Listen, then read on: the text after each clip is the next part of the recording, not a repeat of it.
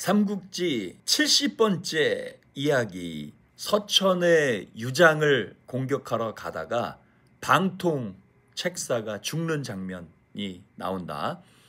이거를 가지고 아빠가 아들한테 해주고 싶은 말은 교만, 과신과 성급함은 죽음을 부른다.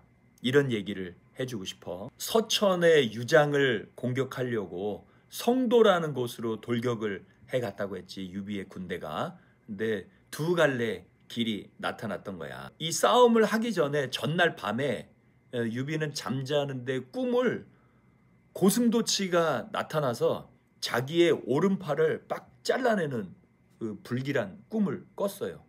또 출전을 하려고 이제 가는데 방통의 발이 꺾이면서 주저하는 일이 발생했던 거야.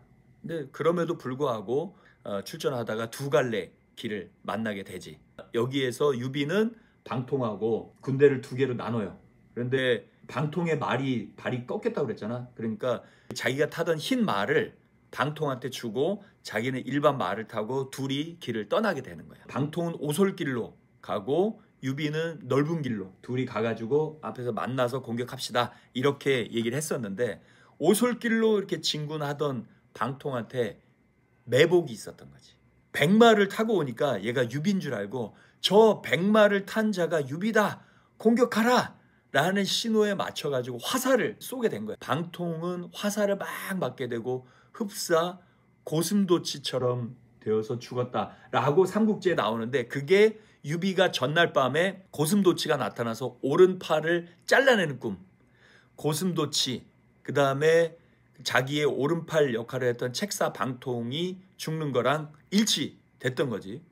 또 우연찮게도 그 오솔길로 가다가 매복에 당했던 방통이 죽었던 그 지역의 이름이 낙봉파, 봉황이 떨어지는 곳. 이 방통의 별명이 봉추라고 했잖아. 제갈공명은 봉용, 용과 봉황이었었는데 봉황이 떨어지는 곳, 그러니까 방통이 죽는 곳이라는 지명이 있었던 거지. 이미 여러 가지 불길했는 상황에도 불구하고 나갔던 것이 좀 오히려 문제가 된 게 아닐까라는 이렇게 복선을 좀 깔게 돼요. 유비도 큰 길로 갔다고 그랬지. 큰 길로 가다가 유장이 보낸 서천의 군사들한테 굉장히 어려움에 빠지게 되는 거야.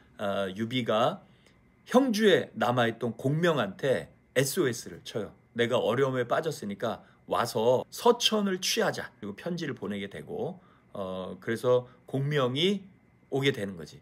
역사에 가정은 없지만 그날에 불길한 징조가 있었다고 했잖아. 그래서 만약에 출전하지 않고 준비를 조금 더 하고 또 공명까지 합세해라, 그래서 공격하자라고 했다면 유비는 방통도 잃지 않고 서천을 좀 더 손쉽게 정복할 수 있었을 수도 있어요. 만약에 공명하고 방통이 같이 있었으면 삼국지 최후의 승자가 유비가 될 수도 있었겠지. 역사의 가정은 없지만 그냥 아빠의 생각이야.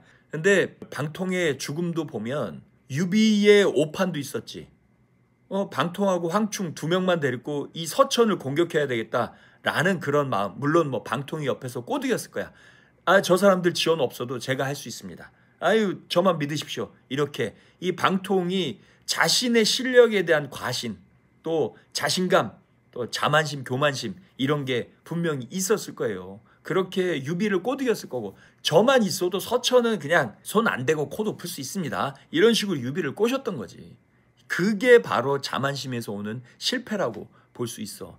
조금 조심하고 좀 여러 가지 상황을 면밀히 살피고 막 이렇게 했으면 실패하지 않았을 텐데, 성급하게 빨리 서천을 정복해서 나도 유비한테 인정도 받고 공명에 비해서 전혀 뒤떨어지지 않는다라는 거를 보여주고 싶었던 거예요, 방통의 입장에서는. 그러니까 그런 마음에 서두르다가 자기 인생도 마감을 하게 되고 유비도 어려움에 빠뜨리는 그런 결과가 나오게 된 거지. 나에 대한 자만심, 또 상대를 너무 얕보고 갔던 방통의 교만 때문에 이런 일이 벌어지게 됐다라고 평가할 수 있는 거야. 몇 번 아빠가 얘기했지만 자만심은 죽음의 지름길이에요. 교만은 죽는 것의 선봉이라고 그랬어. 교만은 망하는 지름길이라고 했지.